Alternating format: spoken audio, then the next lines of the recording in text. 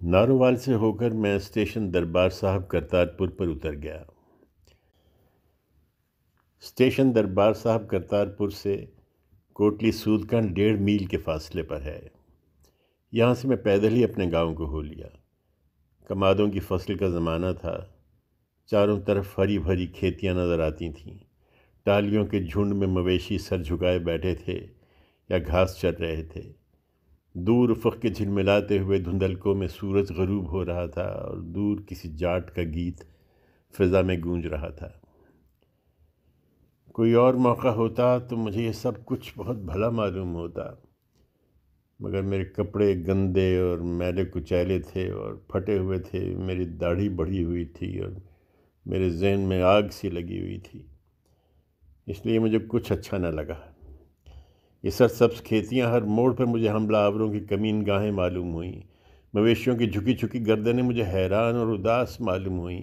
जाट के बेफिक्र नगमे की तान मुझे दुख और दर्द में डोलती हुई महसूस हुई। और जब मेरे सर से यकायक राजहंसों की एक डार अपने सफ़ेद पर झुलाते हुए गुजर गई तो यकायक मेरी आंखों में आंसू आ गए। तुम किधर जा रहे हो सफ़ेद परों वाले राजहंसों? मुझे भी अपने साथ ले चलो, किसी अजनबी झील के किनारे, आदमी की दुनिया से बहुत दूर, जहाँ नर्म नर्म पुरवा चलती है और अटकेलियाँ करती हुई लहरें नीलोफर की पंखड़ियों को चूमती हैं और बर्फ़ के सफ़ेद गालों की तरह नाजुक मुसफ़्फ़ा और हसीन राजहंस अपनी लंबी लंबी मगरूर गर्दनें उठाए अपनी महबूबाओं के साथ झील की सतह पर फूलों के दरमियान तैरते हैं। मुझे वहाँ ले चलो जहाँ शफ्तालू की झुकी हुई शाखें सतह आब पर अपने फूल गिराती हैं और 5 रंगों वाले माही मार और 7 रंगों वाले सुनहले फ़िज़ा में कौसे क़ज़ा के रंग बिखेरते हैं। मुझे वहाँ ले चलो मेरे दोस्तों, मैं तुम्हारे बच्चों से खेलूँगा। लंबे लंबे दरियाई घास में लेटकर उन ऊंचे ऊंचे सरकंडों की सफ़ेद कलगियों को देखा करूँगा जो फ़िज़ा में अमन के झंडे की तरह लहराती हैं, और उन ख्वाबों को याद करूँगा जो इन्हीं सरकंडों के साए में कभी मैंने और शादा ने देखे थे। मुझे यहाँ मत छोड़ जाओ मेरे रफ़ीक़ों। आज इंसान की दुनिया में बहुत ज़्यादा अंधेरा है, बहुत ज़्यादा जुल्म है, बहुत ज़्यादा तंग नज़री है। थोड़ा सा अंधेरा तो मुझे भी गवारा है और थोड़ी सी तंग नज़री तो मेरी रूह में भी होगी, और थोड़ा सा जुल्म तो मैंने भी किसी की ज़ात पर किया होगा, मगर इतना बड़ा अंधेरा, इतना बड़ा जुल्म, इतनी गहरी तंग नज़री मुझसे बर्दाश्त नहीं होती कि एक इंसान दूसरे इंसान पर अरसा हयात तंग कर दे। मुझे अपने परों पर बिठा कर ले चलो राजहंसो। मैं कितने दिनों से नहीं सोया हूँ और नींद मेरे अंग अंग में डोलती है, मगर कहीं बैठने की जगह नहीं पाती है। मैं तुम्हारे नर्म और रेशम की तरह मुलायम परों में सो जाऊंगा और नींद के सुरमई गुबारों में खोकर अपने सपनों के जजीरों की तरफ निकल जाऊंगा। मगर राजहंसों की डार हवाई कैंची की तरह झूलती हुई मेरी उम्मीदों को काटती हुई फ़िज़ा में गुम हो गई, और मैं नीचे ज़मीन पर खड़ा रह गया। क्यों मैंने सोचा था कि राजहंस ज़रूर मुझे अपने परों पर बिठाकर कहीं ले जाएंगे। भला ये कैसे मुमकिन था? मगर इंसान कभी कभी ऐसी नामुमकिन और फजूल बातें भी सोचा करता है और इनके पूरा ना होने पर भी रोता है। मैंने 2 आंसू झटक दिए और अपने गांव कोटली सूदका की तरफ रवाना हो गया। कोटली सूदका में मेरे दादाजी का घर था। यहाँ पर मुझे मेरे भाई बहन, माँ बाप, बीवी बच्चे सब मिल गए और हम सब एक दूसरे को देखकर वक्ती खुशी से रोने लगे, क्योंकि इन सब लोगों ने सोच लिया था कि बेजनात लाहौर में मारा गया होगा। मेरे दादाजी ने मुझे अपने गले से लगा लिया। वो बड़े वजीह, पुरवकार और पुराने ज़माने के ज़मींदार थे। उनका कद 6 फुट से निकलता हुआ था और वो अपने सफ़ेद बालों वाले सर और मजबूत ठोड़ी और सफ़ेद गुलमूछों से बड़े बारोब दिखाई देते थे। सारे गांव पर उनका दबदबा था और चूंकि वो गांव के सबसे बड़े ज़मींदार थे, इसलिए सब लोग उनकी बात मानते थे। तहसीलदार और थानेदार और दूसरे हाकिम आते थे और चले जाते थे, मगर गांव में हमारे दादाजी की हुकूमत हमेशा से कायम थी। मैंने दादाजी को और घर के दूसरे लोगों का लाहौर का सारा हाल कह सुनाया और उनको समझाया कि अब गुज़र मुमकिन नहीं है, अब यहाँ से चलना होगा। और अभी तो खैरियत है, अभी यहाँ से चले जाएं तो बेहतर है, वरना बाद में। मगर दादाजी बड़े ज़िद्दी थे। बड़ा फ़रोख्त होकर बोले, क्या बात करते हो बेजनात? अगर इस धरती पर पाकिस्तान बनेगा तो क्या हुआ? हम इस धरती पर रहेंगे और इसी का जस गाएंगे, जैसे 7 पीढ़ियों से करते चले आए हैं। मुसीबत ये है, मैंने कहा, आप तो 7 पीढ़ियों से आराम करते और जस गाते आए हैं, मगर आपके मुस्लिम मज़ारे फरियाद करते आए हैं और अब बदला चुकाने का वक्त आ गया है। मेरे मुस्लिम मज़ारे तो मेरे बच्चे हैं, दादाजी फ़ख्र से बोले। सिर्फ फसल काटने तक, मैंने जवाब दिया।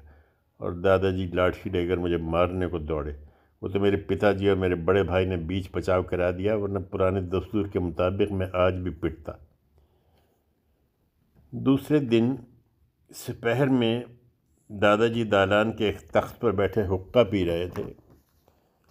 करीम खान उनके पांव दबा रहा था और अलादाद उनकी कमर और फजलू उनके सर में मालिश कर रहा था। मुझे उधर से गुजरते देख कर उन्होंने मुझे अपने पास बुला लिया और फिर फजलू से पूछा, क्यों फजलू, क्या यहाँ भी फसाद होगा? फजलू ने दादाजी की चंपी करते हुए कहा, मालिक, 7 पीढ़ियों से तो इस गांव में आज तक फसाद हुआ नहीं है और ना होगा। तुम अलादाद? अलादाद ने दादा की कमर में महीन महीन चुटकियाँ लेते हुए कहा, हम तो आपके बच्चे हैं मालिक। करीम खान? करीमा पाँव दबाते दबाते मुस्कुरा के बोला, बेफिक्र रहिए, जो फसाद करेगा हम उसकी गर्दन मार देंगे। दादाजी ने फ़ख्र से मेरी तरफ देखा। अब मैं क्या कहता, कंधे झटका कर वहाँ से अलग हो गया। 8-10 दिन बड़े आराम से गुजरे।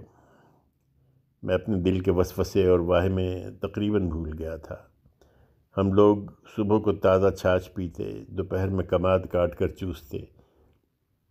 दोपहर में जब काम से ज़रा फरागत होती तो शहतूतों वाले तालाब के किनारे दरख्तों के घने सायों में मैं अपने दादाजी के मज़ारों के साथ ताश खेलता। मेरा सबसे छोटा बच्चा मुन्ना मेरी गोद में होता और गूं गां करके मेरी गोद में खेलता रहता, या ताश के पत्ते उठाकर अपने मुंह में ठूंसने लगता और आल टपका टपका कर मेरी कमीज़ गीली कर देता। मगर वो बड़ा गोल मटोल गुलगोथला सा था और मुझे बहुत प्यारा मालूम होता था। जब मेरी गोद में बैठता था और मैं उसे गोद में लेकर शहतूत के घने सायों में दादाजी के मज़ारों के साथ ताश खेलता, तो मुझे ज़िंदगी नीले आसमान में तैरते हुए सफ़ेद और हल्के फुल्के बादलों की तरह नरम और आहिस्ता खिराम मालूम होती थी।